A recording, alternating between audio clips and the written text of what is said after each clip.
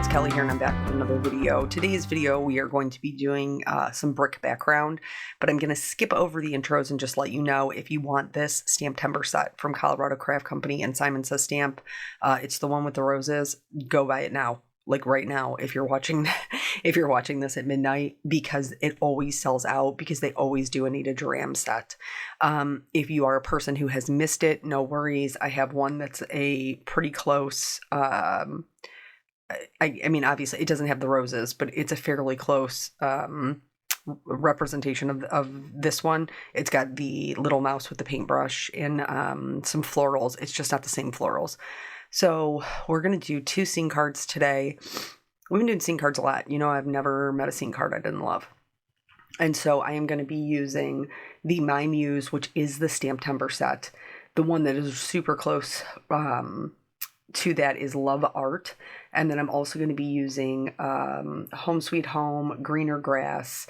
And if you don't love the Love Art one, there is another set that's like little Anita mice and hamsters with paintbrushes called Paint Town that you could literally use that to have them paint whatever you wanted. So these are both going to be 1 layer cards because I do have the dies for the other one, but I thought that it would be best to do them both as 1 layer to show the technique. And so here I'm just doing a little bit of masking to kind of build up this little floral a little bit. And then I'm also doing a little side floral. I wouldn't even call it a bouquet. It's like 2 other roses and some leaves on the right hand side. So I thought it would be really fun because you can clearly see this line that is drawn to the paintbrush. And in the other set, the little mouse is actively working on the flowers in the stamp. So I thought it would be fun to kind of do like a little take on graffiti. And in order to that, we have to have a wall that they can paint. There is another set. What is that one called? Let me look real quick. Art Is, that has a little bunny with like an easel, which would be cute. You could draw a little canvas in the background and have them painting on a canvas. There's so many things you could do with these, but I thought the little graffiti would be fun. So I'm stamping them down. I'm masking where I need to. And the first one, I didn't have to mask a whole lot, just the flowers that I decided to add in. And then for this one, this is the, oh, guys, why can't I remember this? I just said it. The Love Art set. It has this little mouse with a paintbrush and then the mouse that is actively up there, like drawing the flowers. And I decided I was going to do it kind of like a little self-portrait and have him painting his own house or like art school or something like that. And so that's where the Home Sweet Home comes in. I'm just going to use the door and the bottom of the window, like literally just the stone windowsill, to kind of pull my little ideas together. But brick is... We're going to do it with Copics. You can do it with a stencil, but we're going to do it with Copic markers. It's one of the easiest backgrounds that you can do, and it's super, super versatile. So the first way that we're going to go in and do this, we're going to do it 2 different ways. This is the first way. So I gave myself some ground just so I know where to stop at. And then I'm doing like a whitewashed brick. You can do them any color that you want. And then for this one, just because I didn't want the whole background to just be a brick, I did give myself like a little window where you could see some blue sky. But I draw straighter lines vertically than horizontally, so that's why my paper is turned. But I'm just going to go in with my lightest color. This is a C1, so I don't even have to worry about drawing right over the things in the background. It doesn't matter. You're not going to be able to see it by the time we're done with all the other coloring. And you just want to get down these vertical lines, which will be horizontal when we turn it, in a way that is fairly even. Once you have those down, and it's easier to do with your lightest color, so that way if you make a mistake, it's easier to cover up. But once you have those down, then you're going to do your lines, and you can do your bricks the same size. I thought it would be like more fun and kind of whimsical to do them different sizes, but you certainly could do them the exact same size. You could do this with a ruler. I don't find that it's necessary to just give the look that I'm going for. But basically, we're just going to go in and do some more vertical lines in between our horizontal lines and just kind of block out the the shape of some bricks. Once that's done, I'm going to go in with my darkest color, and this is a C5. I am going to be super light-handed, and then anywhere where I drew those lines, I am just going to draw a little bit of darkness, maybe a quarter of the way up, halfway up, and then along the bottom half of the bricks. And this is going to start to kind of build up that dimension, because where they would come together, like where they would be mortared together, you are going to have some, a little bit of darkness. But this is so super simple. You could use this, like if you have maybe some like mythical stamps with like princesses, you could do a castle, you could do like a little stone archway, you could do like a little half wall where you had some little characters in front of it. Like this is just a really easy background to kind of get comfortable with, because you could use it so many different ways. So once I have my C5 down, I'm going to go in with my C3, and this is what I'm going to use to kind of round out my shapes. I'm going to completely cover our original lines that we put down vertically and horizontally. So it's all going to become this C3, and you can make your bricks as round or as square as you, or squared off, I should say, as you want them to. I, again, think that making them a little bit more rounded gives it a little bit more of a whimsical feel. And to me, Anita stamps always have a very whimsical feel. But you can do this however you want to do it. Like I said before, you could even do it with a ruler and they'd be super squared off. And then once that C3 is down, I will go back in with my C1 and just kind of blend in the edges from the left to the right and leave the center white. Now this is because, again, I'm doing more of a whitewashed look. I really wanted my colors of my graffiti to pop off of my brick wall. And in order to do that, I needed a relatively clean background. But you could do this a more traditional brick color. You could do maybe some dark browns, any colors that you would naturally see brick or stone, you could do that. So now that's basically the first round, and our brick background is done. They aren't perfect. The intention is not for them to be perfect. If you want yours to be perfect, I would suggest using a ruler and going in so that they're super square and even. Here's that little window area that we kind of drew in, and I'm just going to do a really simple kind of like blue sky through our window, using 2 blues for that and just blending them out. Some areas I did leave white, so that they would like look a little bit like clouds. And then we're going to go in and color the roses. If you've ever watched my channel before, you know that I say I never do red and green outside of Christmas, because to me it just feels like Christmas.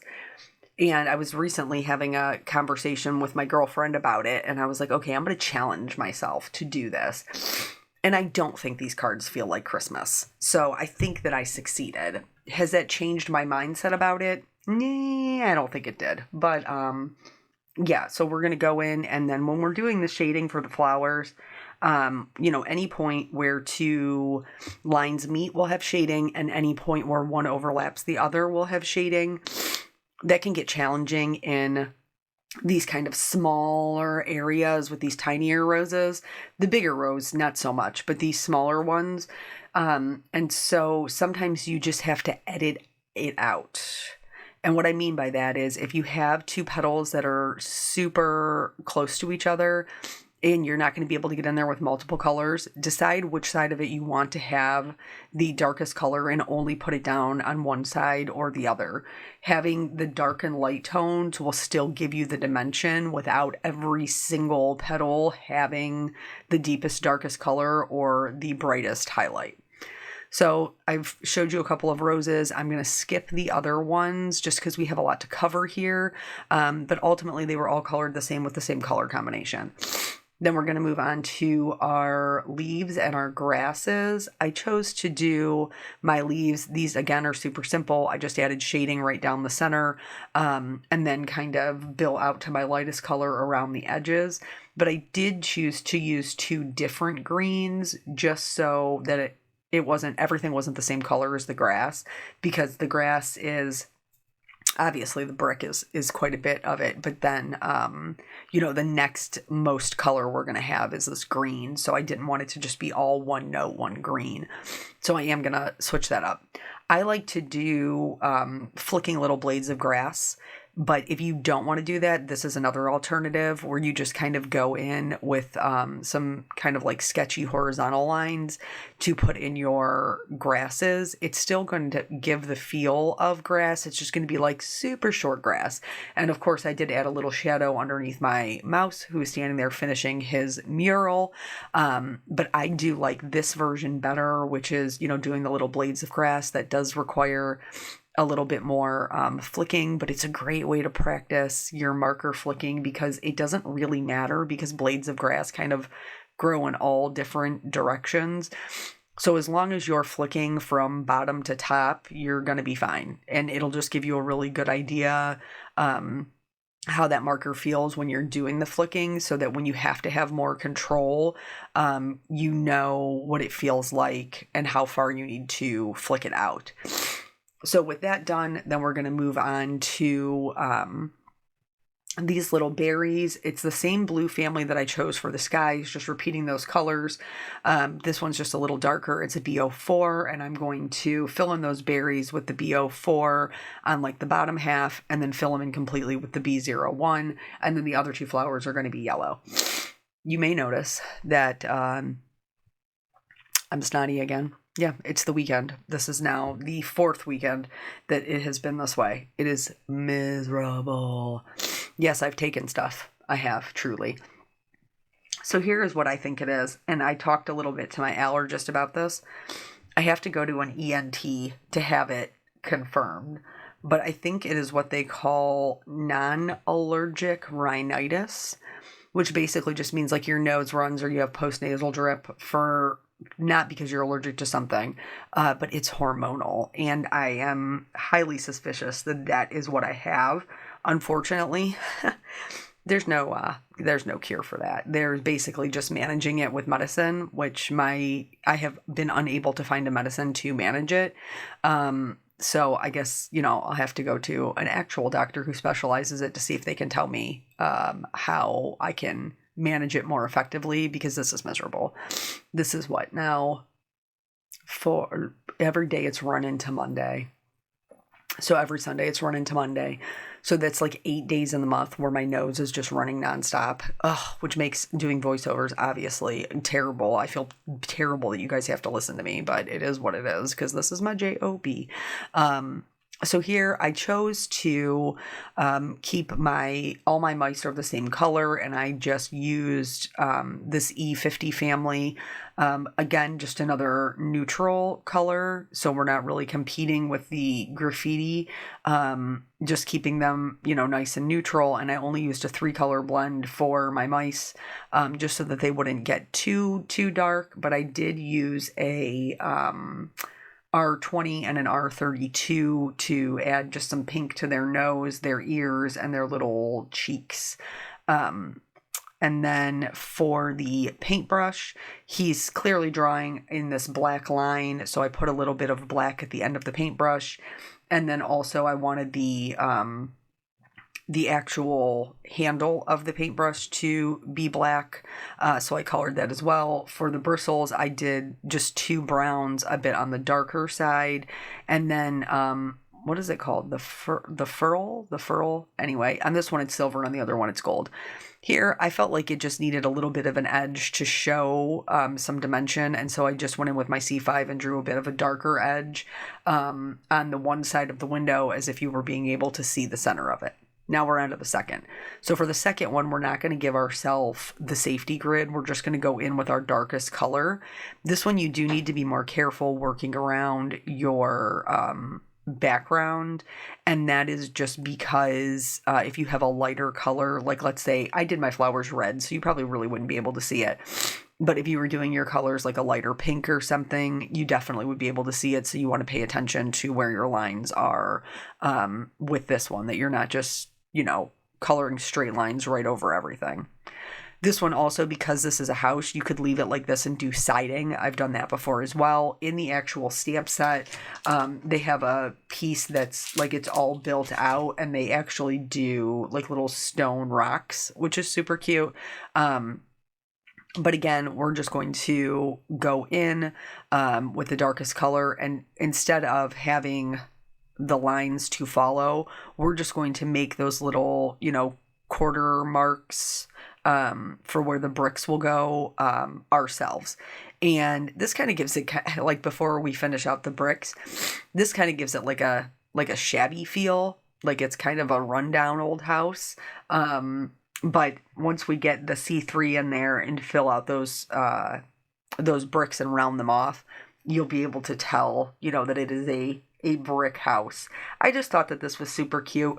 The idea of this little mouse doing kind of like a self-portrait where, he was painting himself painting on his little house, or maybe a little school, maybe a little art school. I thought that would be, just a cute little idea. Like I said before, you guys know I love a good scene, and I love a good backstory. So speaking of story, let me fill you in. I told you recently that I had all these stories backed up.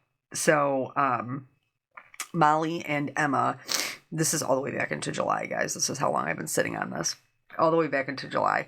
So for vacation, we boarded Molly and Emma. When Molly and Emma came home from boarding, they both had kennel cough. They were vaccinated, but they still ended up getting it, which is a bummer.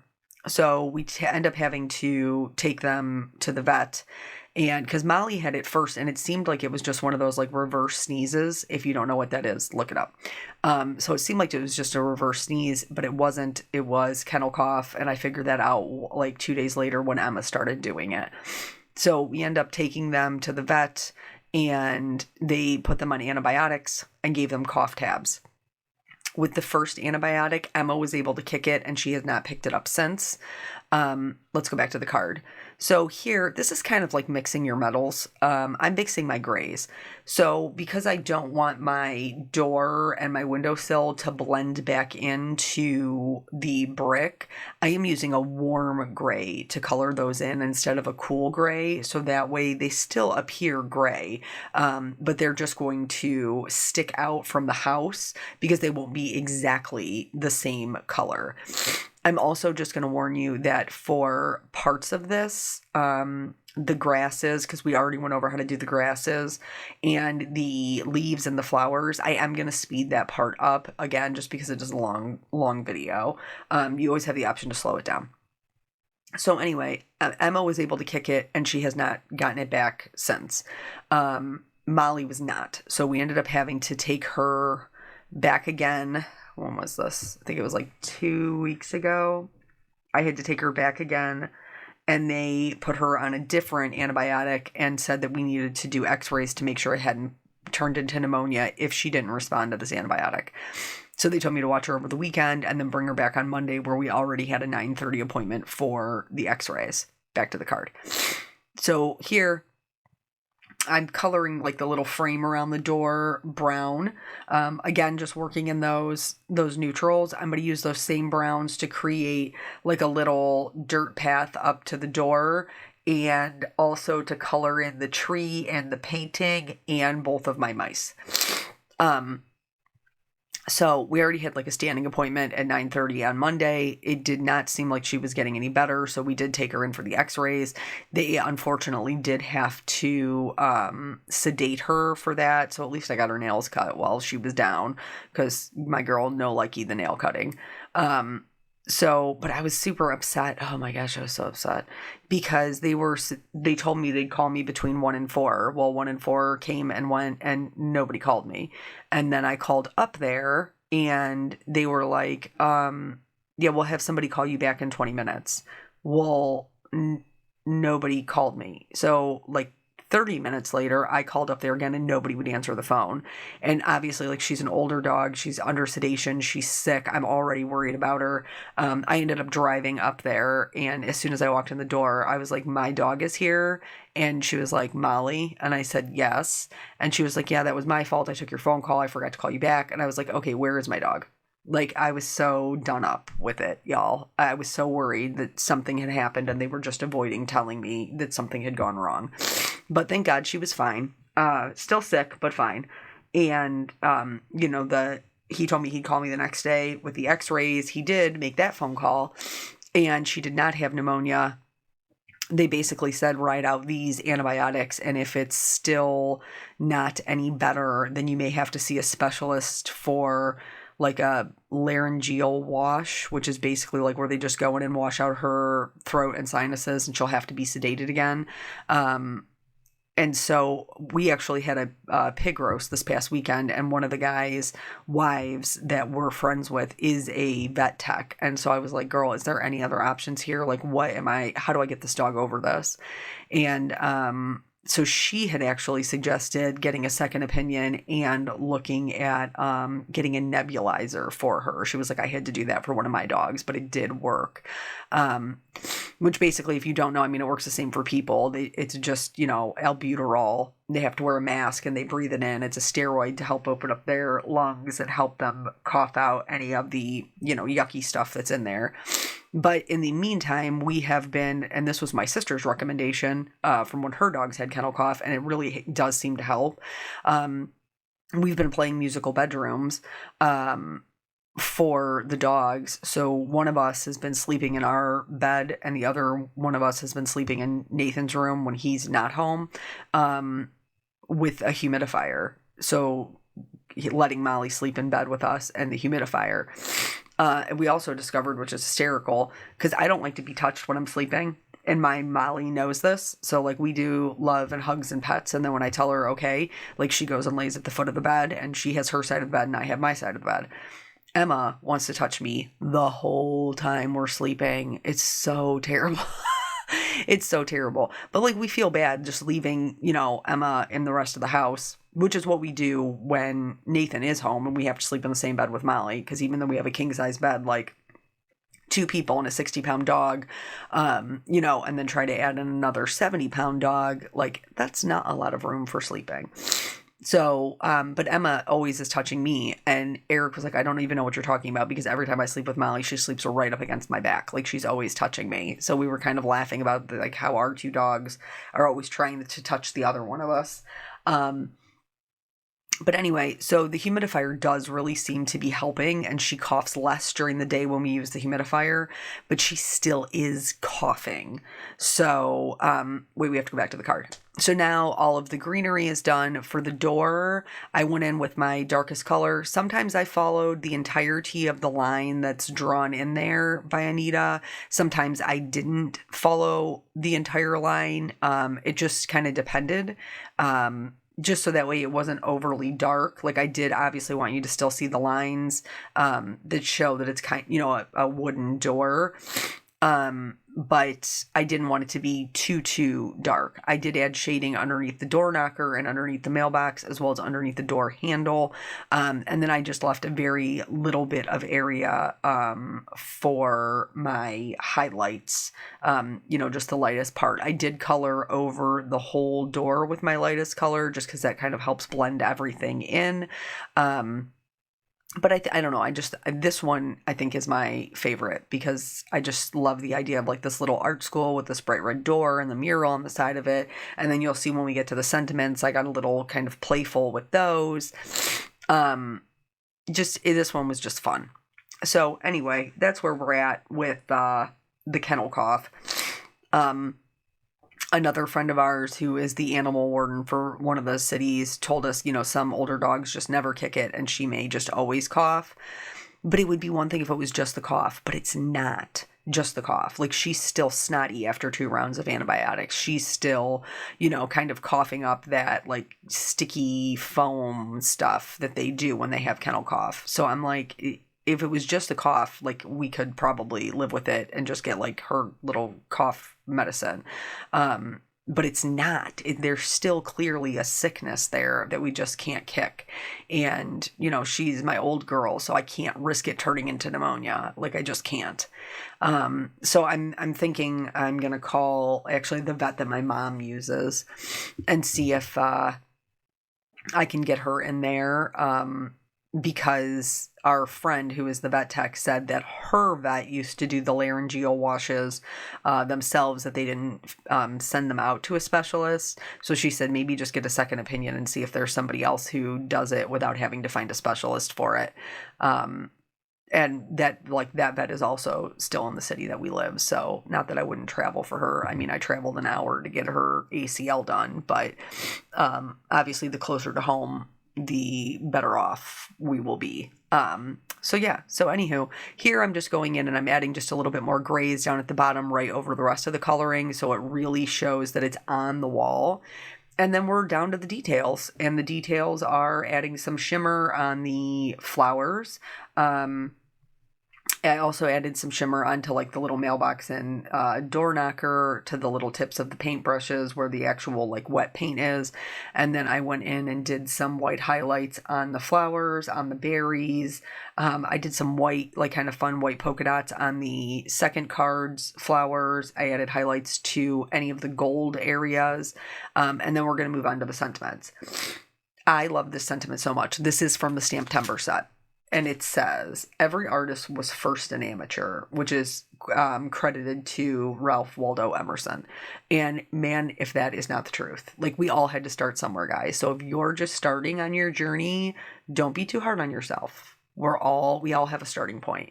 For this one, like I said, I got a little creative because I had that whole art school idea in my head.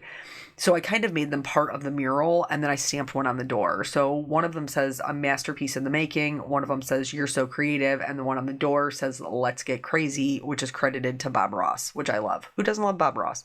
And then that's it. That's both cards. So thank you guys so much for joining me. I hope that you will kind of give incorporating brick into your backgrounds, and it helps you make more fun scene cards. I always appreciate your time. Thank you so much, and I will catch you on the next video. Bye.